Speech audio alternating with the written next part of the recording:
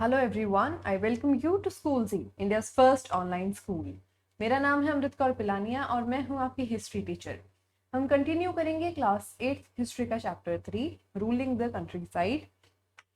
Blue rebellion क्या था, कैसे बंगाल में स्टार्ट हुआ, ये सारी बातें पढ़ते हैं। मार्च 1859 में क्या होता है वो पढ़ लेते हैं। Ryots of Bengals refused to grow indigo. March 1859 में जो कल्टीवेटर्स थे बंगाल के, उन्होंने नील की खेती करने से मना कर दिया। As the rebellion spread, ryots refused to pay rents to the planters and attacked indigo factories. Armed with swords and spears, bows and arrows, women turned up to fighting with pots, pans, and kitchen implements. Those who worked with the planters were socially boycotted, and the Gomasthas, agents of the planters who came to collect rent, were beaten up. Ryots swore they would no longer take advances to sow indigo, nor be bullied by the planters' lathiyals, the lathi wielding strong men maintained by the planter. देखिए, बंगाल के रैयत्स जो थे, cultivators जो थे, actually उन्होंने कर दिया revolt, उन्होंने रिबेलियन कर दिया, विद्रोह कर दिया, और उस विद्रोह में उन्होंने प्लांटर्स के घर में घुस घुस के उनको मारना स्टार्ट कर दिया। जो आदमी थे वो स्वॉर्ड्स के साथ, यानी तलवार, भाले, तीर कमान, ये सारी चीज़ों के साथ लड़ रहे थे। औरतें जो थी वो बर्तन, झाड़ू, लठ, ये सारी चीज़ें लेकर लड़ रही थी। कहने का मतलब ये है, सभी अपने अपने तरीके से लड़ाइयाँ लड़ रहे थे। इसके अलावा जो प्लांटर्स जो होते थे, उनके जो एजेंट्स होते थे, जिनको हम कहते थे गोमस्था या फिर गौमस्थ, वो जब भी रेंट कलेक्ट करने आते थे इनसे, जो हमारे रैयत से उनसे पैसे लेने आते थे, तो गोमस्थास को भी रैयत जो थे वो पीट के भेज देते थे। ओके, बिसाइड्स दिस जो प्लांटर थे वो कुछ बॉडीगार्ड टाइप लोगों को मेंटेन करते थे, जो लाठियां रखते थे, इसीलिए उन्हें लाठियाल कहते थे। सो इनके साथ भी जो रैयत है उनकी लड़ाइयाँ रहती थी, इनके साथ भी, लाठियाल्स के साथ भी रैयत्स का कॉन्फ्लिक्ट हो जाता था। Why did the Indigo peasants decide that they would no longer remain silent? What gave them the power to rebel? Clearly, the Indigo system was intensely oppressive. But those who are oppressed do not always rise up in rebellion. They do so only at time. कि भाई ऐसा क्या हुआ कि रैयत ने एकदम से विद्रोह कर दिया, ऐसा क्या हुआ जिसकी वजह से इतने डेकेड्स से, इतने सालों से जो एक प्रथा चलती आ रही थी इंडिगो प्रोडक्शन की, वो एकदम से ठप हो गई। ऑपरेशन तो बहुत लोगों का होता है, लेकिन क्या सभी लोग हमेशा विद्रोह में उठ जाते हैं? तो आंसर है आपका नहीं। लेकिन कुछ ऐसा खास हुआ है जिसकी वजह से हमारे रैयत विद्रोह के लिए मजबूर हो गए हैं। तो ऐसा क्या हुआ था? हुआ ये था बेटा कि 1859 में जो इंडिगो रैयत थे, उनको फाइनली फील हुआ कि उनको जो लोकल जमींदार हैं वो सपोर्ट कर रहे हैं। लोकल जमींदार फॉर सपोर्टिंग द इंडिगो रैयत्स। अब लोकल जमींदार देखो, 50-60 साल पहले तक जमींदार ही लोगों का शोषण कर रहे थे, लेकिन अब क्योंकि प्लांटर्स जो है वो विलन के रोल में आ गए थे, तो जमींदारों की छवि थोड़ी अच्छी हो गई थी। जमींदार जो थे अब वो क्या कर रहे थे, वो जनता को ऑपरेस नहीं कर रहे थे। दूसरी बात, जमींदारों को दिक्कत थी कि भाई ये जो प्लांटर्स हैं, इनको इतनी अथॉरिटी, इनको इतनी पावर कैसे है। इन सारी बातों से परेशान होकर जमींदार कई बार तो बहुत सारे रैयतों को इकट्ठा करके खुद ही लाठियाल वगैरह जो लोग थे, बॉडीगार्ड्स थे इनके प्लांटर्स के, उन पर अटैक करवा देते थे।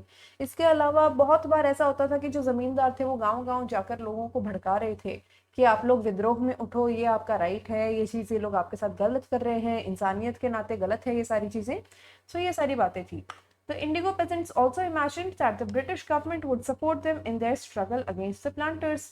इंडिगो प्रोडक्शन जो कर रहे थे लोग, उनको ऐसा भी लगा कि जो ब्रिटिश गवर्नमेंट है, अंग्रेजी सरकार है, वो शायद शायद रैयत का सपोर्ट करेगी, क्योंकि टैक्स उनको रैयतों से ही मिलता है।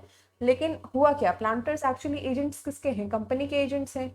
प्लांटर्स एक्चुअली उनको इंडिगो उगाने के लिए क्यों कह रहे हैं? क्योंकि कंपनी को इंडिगो की जरूरत है, क्योंकि ब्रिटेन को इंडिगो की जरूरत है।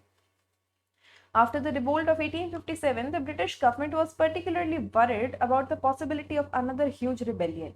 इसके अलावा जो रैयत थे उनको ऐसा भी लगा कि 1857 में अभी ताज़ी ताज़ी क्रांति हुई है। हम बात करें 1858 एंड 1859 की, उससे पहले 1857 की क्रांति हो चुकी थी। तो जो अंग्रेजी सरकार थी उसको थोड़ा टेंशन था कि ऐसा ना हो कि फिर से एक बहुत बड़े स्तर पर कोई ना कोई विद्रोह छिड़ जाए और पूरे भारत में वो विद्रोह की जो अग्नि है, ज्वाला है, वो फैल जाए, जिसकी वजह से उसको कंट्रोल करना बहुत मुश्किल हो जाए।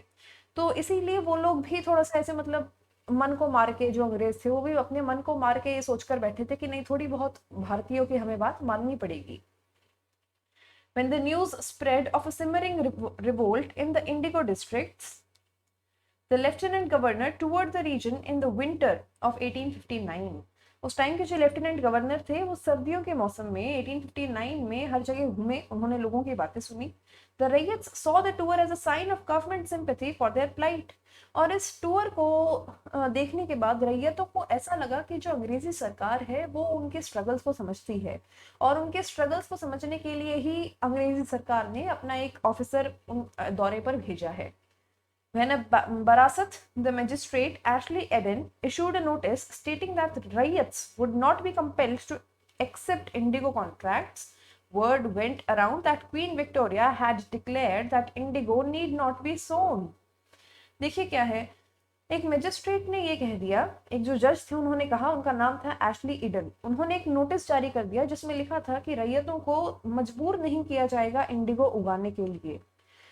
बात तो ये थी कि रैयतों को मजबूर नहीं किया जाएगा इंडिगो उगाने के लिए, और बात जनता में क्या फैली, जनता में बात फैली कि इंडिगो उगाने की जरूरत ही नहीं है जनता को. मैनिपुलेट होगी ना बातें, ऐसे ही होता है. आप एक इंसान को बात बताओगे, वो किसी दूसरे इंसान को बताएगा, वो किसी तीसरे इंसान को बताएगा. बाय द टाइम वो बात 10th इंसान तक पहुंचेगी ना, तब तक वो बात बहुत बदल चुकी होगी. ठीक है, ऐसा ही होता है. Eden was trying to placate the peasants and control an explosive situation. लेकिन Eden जो था ना वो रैयतों का सपोर्ट नहीं कर रहा था.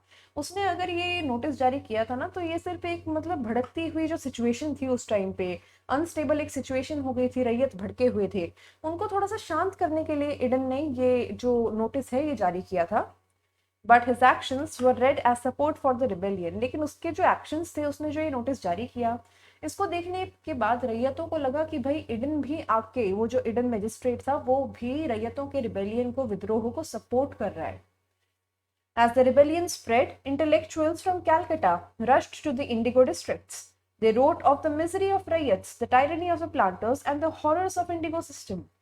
जैसे ही ये बातें फैली ना, तो जो कलकत्ता के पढ़े लिखे लोग थे, इंटेलेक्ट्स थे, जो अपनी भावनाएं बहुत अच्छे से व्यक्त करना जानते थे और जिनके पास रिसोर्सेज थी अपनी भावनाएं व्यक्त करने की, वो फटाफट बिहार, झारखंड, इन इलाकों में जाते हैं जहाँ पे रैयत खेती करते थे, और वहां पे जाके वो रैयतों के बारे में लिखना स्टार्ट कर देते हैं. वो जो प्लांटर्स थे वो किस तरीके से रैयतों को परेशान कर रहे हैं इसके बारे में लिखना शुरू कर देते हैं. इंडिगो का जो पूरा उगाने का सिस्टम है, कैसे वो रैयतों पर थोपा जा रहा है, इस चीज के बारे में भी बंगाल के इंटेलेक्चुअल्स जो है वो लिखना शुरू कर देते हैं, लोगों में बखान करना शुरू कर देते हैं. Worried by the rebellion, the government brought in the military to protect the planters from assault. अब गवर्नमेंट को समझ में आ गया कि भाई ये मसला बहुत बढ़ गया है और इस मसले की वजह से प्लांटर्स की जान को खतरा है.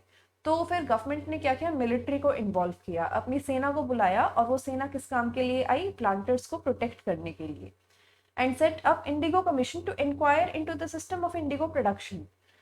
और एक कमेटी की स्थापना की उन्होंने जिसका नाम था इंडिगो कमीशन. इंडिगो कमीशन क्या जांच करने वाला था, ये जांच करने वाला था कि नील की खेती वाला जो ये पूरा सिस्टम है ये रैयतों के लिए कैसे परेशानदायक है. Okay. The commission held the planters guilty and criticized them for the coercive methods they used with indigo cultivators. Commission ने भी क्या किया, कमीशन ने भी जो प्लांटर्स थे उनकी गलती निकाल दी और कहा कि भाई तुम लोग तो बहुत गलत मेथड्स अप्लाई कर रहे हो, लोगों को परेशान कर रहे हो, रैयतों को परेशान कर रहे हो, जबरदस्ती उनसे नील की खेती करवा रहे हो, और ये बात बहुत सरासर गलत है. It declared that indigo production was not profitable for रैयट्स.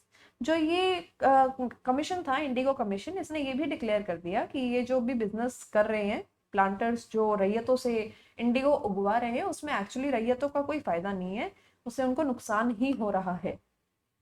The commission asked the raids to fulfill their existing contracts, but also told them that they could refuse to produce indigo in the future. Commission ने request किया रैयतों से कि भाई जो तुम लोगों ने अभी के लिए कॉन्ट्रैक्ट साइन कर रखे हैं, प्लीज उनको पूरा कर दो. सिर्फ इस बार के लिए जो है आप लोग, सिर्फ इस बार के लिए एटलीस्ट आप लोग नील की खेती कर दो.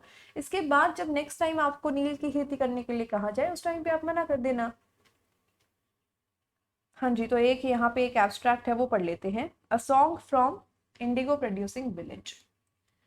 In moments of struggle, people often sing songs to inspire each other and to build a sense of collective unity. जब भी कोई विपदा आती है, कोई भी प्रॉब्लम आती है, तो उस टाइम पे किसी भी कम्युनिटी के लोग आपस में भाईचारा दिखाने के लिए, सॉलिडारिटी शो करने के लिए कुछ गानों का यूज करते हैं।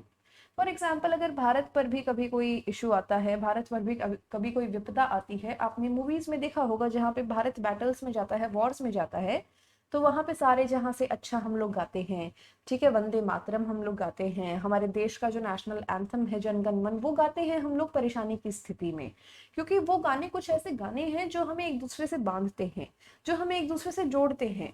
फॉर एग्जाम्पल, आपके जन गण मन में आपने शायद कभी ध्यान नहीं दिया होगा, कुछ ऐसी सेंटेंसेस हैं जैसे कि पंजाब सिंध गुजरात मराठा द्राविड़ उत्कल बंग। तो फिर इसमें क्या है, सारे के सारे इंडिया के जो प्लेसेस हैं उनको इंक्लूड किया गया है गाने के तौर पे, ये दिखाने के लिए कि भारत में डाइवर्सिटी तो है, भारत में वेरिएशंस तो हैं, लेकिन वो सभी वेरिएशंस एक साथ मिलकर एक आइडेंटिटी बनाते हैं जिसको हम कहते हैं भारतीय। आप बंगाली होंगे, आप क्या पता उड़िया होंगे, आप हिमाचल प्रदेश के हो सकते हैं, आप कश्मीरी हो सकते हैं, लेकिन कश्मीरी या बंगाली या फिर हरियाणवी होने से पहले आप क्या है, आप भारतीय हैं, ठीक है। Such songs give us a glimpse of their feelings. ऐसे जो सॉन्ग्स हैं, जैसे कि एक वो मणिकर्णिका मूवी आई थी पीछे सी, सो उसमें एक गाना था कि देश से है प्यार तो हरदम ये कहना चाहिए, मैं रहूं या ना रहूं भारत ये रहना चाहिए। इसका मतलब क्या हुआ, हम इस गाने से ये सोच सकते हैं कि मणिकर्णिका या फिर जो हमारी झांसी की रानी थी, उनके विचार कैसे थे, ठीक है। वो देश को प्रोटेक्ट करना चाहती थी, वो भारत को प्रोटेक्ट करना चाहती थी, वो खुद इस प्रोसेस में जिंदा रहे ना रहे, ये इस बात से उनको कोई लेना देना नहीं था। सो हम पुराने जमाने के कुछ गानों से ये अंदाजा लगा सकते हैं कि उस टाइम के लोगों की सोच कैसी होगी। During the Indigo Rebellion, many such songs could be heard in the villages of Lower Bengal. जो बंगाल है वहां पे काफी सारे ऐसे गाने आपको इंडिगो प्रोडक्शन के टाइम पे सुनने को मिलेंगे, क्योंकि जनता इंडिगो प्रोडक्शन यानी नील की खेती से बहुत परेशान थी और आपस में भाईचारा उन्हें दिखाना ही था। The long lathis wielded by the planters of Molla Hati now lie in a cluster. The Babus of Calcutta have sailed down to see the great fight. This time the Rayyats are all ready. They will be no longer beaten in silence. They will no longer give up their life without fighting the Lathials. कहने का मतलब है इस गाने में वो लोग क्या कह रहे हैं कि भाई इतना जो इन्होंने ऑपरेशन किया है, अब वो ऑपरेशन अंग्रेजों का हम नहीं झेलेंगे। प्लांटर्स का ऑपरेशन यानी जो जिस तरीके से वो हमें परेशान करते हैं, मैं यहाँ पे इस वर्ड की बात नहीं कर रही हूँ, ऑपरेशन की बात नहीं कर रही हूँ, मैं यहाँ पे ऑपरेशन की बात कर रही हूँ। ऑपरेशन मतलब दबाना, ठीक है। द बाबूज ऑफ कलकत्ता कि भाई रैयत जो है ना, इस बार इन प्लांटर्स से, इनके बॉडीगार्ड्स जिनको हम लाठियाल कहते हैं, इनसे पूरी तरह से लड़ेंगे और उस लड़ाई के लिए प्लांटर्स पूरी तरह से तैयार हैं। इस लड़ाई को देखने के लिए कलकत्ता से और बहुत दूर दूर के एरिया से बाबू आए हैं, यानी अमीर अमीर लोग आए हैं। This time the ryots are all ready. इस बार रैयत पूरी तरह से तैयार है और वो कभी अब दोबारा चुप्पी में यानी साइलेंस में पीटे नहीं जाएंगे। They will no longer give up their life. अब वो दोबारा अपना जीवन नहीं खोएंगे लाठियाल्स के हाथों। अब की बार वो लाठियाल्स का सामना करेंगे। Okay, I would rather beg than sow indigo. हाजी मुल्ला की एक कॉन्वर्जेशन है। हाजी मुल्ला जो थे वो एक इंडिगो कल्टीवेटर थे, यानी नील की खेती करते थे चंद्रपुर में, जो थाना हरडी में है। Was interviewed by the members of Indigo Commission on Tuesday 5, 1860. आपको मैंने बताया ना कि जो ये हमारे ब्रिटिश ईस्ट इंडिया कंपनी के बाद ब्रिटिश सरकार ने ओवरटेक कर लिया था 1858 में, तो ब्रिटिश सरकार ने एक इंडिगो कमीशन की स्थापना की थी इस बात में इन्वेस्टिगेशन करने के लिए कि भाई कैसे इंडिगो की जो खेती है वो रैयत को परेशान कर रही है। सो इंडिगो कमीशन ने हाजी मुल्ला, एक इंडिगो कल्टीवेटर थे चंद्रपुर के, उनका एक इंटरव्यू लिया। उस इंटरव्यू में जो प्रेसिडेंट थे इंडिगो कमीशन के, WS सेटोनकार, उन्होंने पूछा, are you not willing to sow indigo and if not on what fresh terms would you be willing to do it. Haji Mulla से उन्होंने पूछा कि क्या आप नील उगाने के इच्छुक नहीं हैं, क्या आपकी इच्छा नहीं है नील की खेती करने की, और अगर नहीं है तो क्या ऐसी नई कंडीशंस हम आपके सामने रखें जिसके बाद शायद आप राजी हो जाए नील की खेती करने को। तो हाजी मुल्ला इसके बदले में क्या जवाब देते हैं, I am not willing to sow and I don't know that any fresh terms would satisfy me, कि भाई मैं तो देखो इच्छुक नहीं हूँ, नील की खेती करने के इच्छुक नहीं हूँ मैं, मेरी इच्छा नहीं है कि मैं नील की खेती करूँ, और मुझे नहीं लगता कि आप कोई भी ऐसी टर्म या फिर कंडीशन रख सकते हैं जिसके बाद मेरा मन करेगा कि मैं नील की खेती करूँ। ठीक है, सो फिर दोबारा से वो जो ऑफिसर था वो उनसे पूछता है, would you not be willing to sow at a rupee for a bundle, कि भाई अगर हम आपको एक बंडल का 1 रुपया दें, उस टाइम पे 1 रुपये की वैल्यू बहुत ज़्यादा होती थी, तो उन्होंने कहा कि भाई आज के दिन अगर हम आपको एक बंडल के बदले 1 रुपया दें, इंडिगो के एक बंडल के बदले हम 1 रुपया दें, तो भी क्या आप इंडिगो उगाना नहीं चाहेंगे? सो हाजी मुल्ला क्या कहते हैं, बहुत ध्यान से देखिएगा, no I would not, rather than sow indigo I will go to another country, I would rather beg than sowing indigo. उन्होंने कहा कि नहीं, मैं किसी भी कीमत पर नील की खेती नहीं करूंगा, नील की खेती करने की जगह मैं किसी दूसरे देश में चला जाऊंगा, नील की खेती करने से अच्छा मैं भीख मांगकर रोटी खा लूंगा, पर मैं नील की खेती नहीं करूंगा।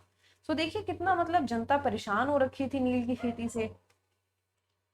After the revolt, indigo production collapsed in Bengal, but the planters now shifted their operation to Bihar. अब बंगाल में इस विद्रोह के बाद नील की खेती बंद हो गई, लेकिन जो प्लांटर्स थे अब उन्होंने अपना एरिया चेंज कर दिया बिजनेस करने का, और वो अब चले गए बिहार में। With the discovery of synthetic dyes in the late 19th century, their business was severely affected, but yet they managed to expand production. अभी देखिए 19th सेंचुरी में, लेट 19th सेंचुरी बोले तो 1850 के बाद का जो टाइम है 1900 तक का, ये जो टाइम है, इस टाइम में सिंथेटिक डाइज की डिस्कवरी हो गई थी। ऐसी डाइज, ऐसे रंग, कपड़ों को रंगने वाले ऐसे रंग जिनके लिए हमें प्लांट्स पे डिपेंड करने की आवश्यकता नहीं थी। उसकी वजह से अब क्या होगा, जो प्लांट से आने वाला रंग है इंडिगो, उसकी डिमांड कम होगी। ठीक है, उसके बाद भी, इस डिमांड कम होने के बाद भी जो प्लांटर्स थे बिहार में जो ऑपरेट कर रहे थे, वो फिर भी अपनी थोड़ी बहुत सेल इंक्रीज करने में सक्सेसफुल रहे थे। When Mahatma Gandhi returned from South Africa, a peasant from Bihar persuaded him to visit Champaran. जब महात्मा गांधी कब आए थे भाई, 1915 में महात्मा गांधी भारत आए थे। ठीक है, 1915 में, 1915 में जब वो भारत आए तो उनको एक किसान, बिहार के एक किसान ने आकर रिक्वेस्ट किया कि भाई आप प्लीज हमारे साथ बिहार चलो, और आप वहां पे जाकर एक बार इंडिगो उगाने वाले जो हमारे खेती करने वाले व्यक्ति हैं, किसान हैं, उनकी दशा देखो, एक बार कंडीशन देखो उनकी। तो इवेंचुअली फिर क्या होता है कि गांधी जी चंपारण जाते हैं 1917 में, वहां पर विद्रोह होता है चंपारण में। गांधी जी मतलब एक सत्याग्रह करते हैं, यानी बिल्कुल शांति से, नॉन वायलेंस के साथ। ठीक है, वो बैठकर आग्रह करते हैं लोग अंग्रेजों से कि भाई इन लोगों को, ये जो किसान है, इनको इतना परेशान मत करो। इसको कहते हैं चंपारण सत्याग्रह। Mahatma Gandhi visited in 1917 marked the beginning of the Champaran movement against the indigo planters. Indigo planters यानी नील की खेती करवाने वाले जो प्लांटर्स थे, जिनकी फैक्ट्रीज थी इंडिगो बनाने की, उनके अगेंस्ट एक विद्रोह की शुरुआत होती है, एक मूवमेंट की शुरुआत होती है। किसके अंडर, किसकी सुपरविजन के अंडर? महात्मा गांधी जी के सुपरविजन के अंडर। फादर ऑफ नेशन कहते हैं ना हम उन्हें। Indigo making in the West Indies, elsewhere का मतलब ऐसी कंडीशंस कहीं और जहां दुनिया में हो रही थी, उसके बारे में भी थोड़ा बहुत पढ़ लेते हैं। Indigo making in the West Indies. In the early 18th century, a French missionary, Jean-Baptiste Labat, traveled to the Caribbean islands and wrote extensively about the region. Early 18th century में एक फ्रेंच मिशनरी थे। Missionary बोले तो कौन? वो व्यक्ति जो भगवान को मतलब पूजा वगैरह करते हैं, उनके बारे में लोगों में बातें बताते हैं। बेसिकली जैसे आज के दिन आप भारत के हिंदुओं में पंडितों को देखते हैं ना, ऐसे ही क्रिश्चियंस में मिशनरीज होते हैं। ओके, सो ये कैरिबियन आइलैंड में जाते हैं ये जीन बैप्टिस्ट लबाट, और ये वहाँ पे जाके बहुत सारी बातें लिखते हैं उस रीजन के बारे में। Published in one of his books, this image shows all the stages of indigo production in the French slave plantations of region. France में स्लेवरी थी, यानी दास प्रथा का प्रचलन था। 1793 में जाके दास प्रथा खत्म होती है, लेकिन इससे पहले वहां पे दास प्रथा का प्रचलन था। इसके अलावा जैसे ये नॉर्थ अमेरिका हो गया, ठीक है, ये नॉर्थ अमेरिका हो गया, इसके नीचे यहाँ पे साउथ अमेरिका है। तो मेरे कहने का तात्पर्य ये है कि इनके बीच में एक पतला सा कनेक्शन है, बस इस तरीके से, और यहाँ पे काफ़ी सारे आइलैंड्स हैं। इन आइलैंड्स को ही क्या कहते हैं? इन आइलैंड्स को कहते हैं हम कैरेबियन आइलैंड्स। ये फ्रांस ने जीत रखी थी, ये आइलैंड्स को फ्रांस ने कब्जे में कर रखा था, और इनको हम कहते हैं French colonies of that time. France की कॉलोनीज थी, जैसे भारत अंग्रेजों की कॉलोनी था ना, ऐसे कैरेबियन आइलैंड्स फ्रांस की कॉलोनी थी, और वहां पे भी इंडिगो प्रोडक्शन होता था।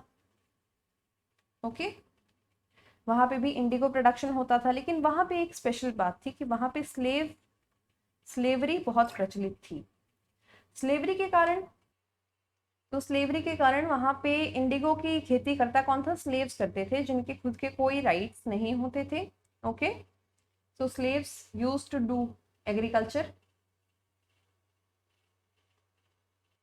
सो जीन बैप्टिस्ट की एक किताब में आपको ये डायग्राम मिलेगा जिसमें नील की खेती के सारे स्टेप्स दिखाए गए हैं। हमने पढ़ा था ना कि कैसे एक वाट होता है, फिर वहां से दूसरे वाट में नील के जो पत्ते हैं उनको ट्रांसफर किया जाता है, सड़े हुए पत्तों को, वहां से कैसे आगे पूरा प्रोसेस हमने पढ़ लिया है, कैसे नील की खेती से हम नील का मतलब एक्चुअल डाई का प्रोडक्शन करते हैं, वो सब हम पढ़ चुके हैं।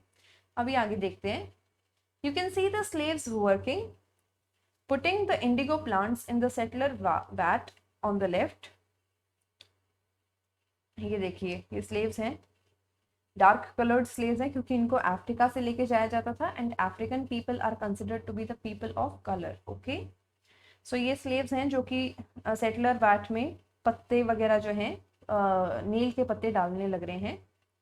Another worker is churning the liquid with a mechanical churner in another vat, second from the right. Two workers are carrying the indigo pulp hung up in the back to be dried. In the foreground, two others are mixing the indigo pulp to be put in the molds. The planter is at the center of the picture, standing on the high ground supervising the slave traders.